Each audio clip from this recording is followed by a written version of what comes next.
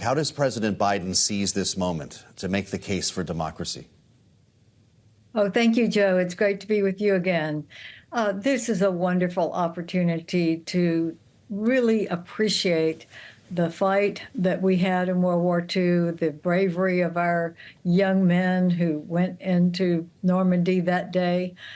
80 years ago, I attended the 75th anniversary when I was at NATO, and we went to Normandy, and we saw so many of the survivors of that day, many in wheelchairs, many, very old, of course, and I'm just glad that there are a few more left that we can honor because they were so brave. And anyone who has had the honor to visit Normandy and look at those cliffs and see what they were having to scale to get up and fight that day after they had landed on these amphibious ships, and they were seasick, and it was amazing to see what they had to endure and that they won that significant battle. Absolutely. And of course, Ambassador, as you say, you got to experience that firsthand yourself when you went for the 75th anniversary. But a lot has changed in the 5 years since. Of course, we have a new administration.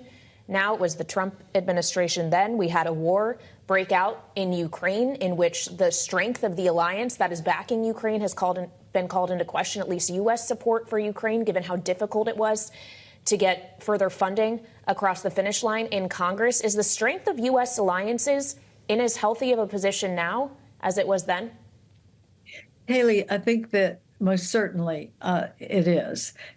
As you know, we're going to have the 75th anniversary of NATO, which came about after World War II, so that the Americans would be a part of any kind of war that would start in Europe and hopefully be able to deter that war.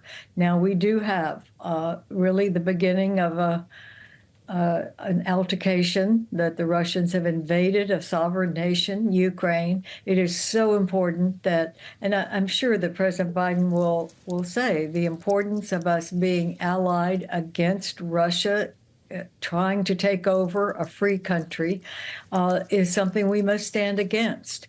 Because if we don't, then we will be involved in a war in Europe, and that's what we're all trying to avoid. Mm-hmm. As we follow the president on this trip, Ambassador, and toward the G7 next week, we know he'll also be meeting with President Zelensky on the sidelines of this trip to Normandy. Bring us behind the scenes. You've been part of this process, the importance of these face-to-face meetings on the sidelines of the 80th anniversary here, the commemoration, along with the G7 next week. To what extent can this move the ball in Ukraine or in Israel, for that matter, as we wait for news on a ceasefire? Well, I think we need to reaffirm and strengthen our ties with our European allies. That's for sure. We are in this kind of a conflict together because we want to keep Putin from invading another nation that is a NATO actual member. And if that happens, then we'll be in a war. We're trying to avoid that. And that's why supporting Ukraine is so important. Of course, what's happening in the Middle East also is, and I know that the president will be talking to our allies, the heads of state and the G7, and also at this commemoration of Normandy, about the importance of standing up for Israel's right to freedom as well. Their sovereignty is at stake, and they are fighting for their lives to keep their country, just like the Ukrainians are as well. And we would like to have the full support of Europe to help Israel as well. Well, Ambassador, when you ask Europeans how they feel about the guarantee of U.S. support, it doesn't seem that they're feeling great. New polling out from the Eurasia Group's Institute for Global Affairs found only 6% of Western Europeans think the U.S. is a very reliable guarantor of European security over the next decade. Ambassador, do you think remarks like what we have heard from Donald Trump suggesting he wouldn't come to the defense of NATO countries who don't pay enough may be fueling that concern about U.S. resolve?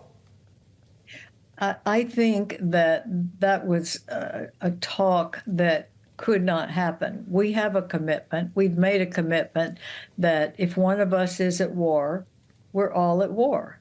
That is an ironclad commitment of the United States. And to break that treaty would take a vote of Congress, which will not happen.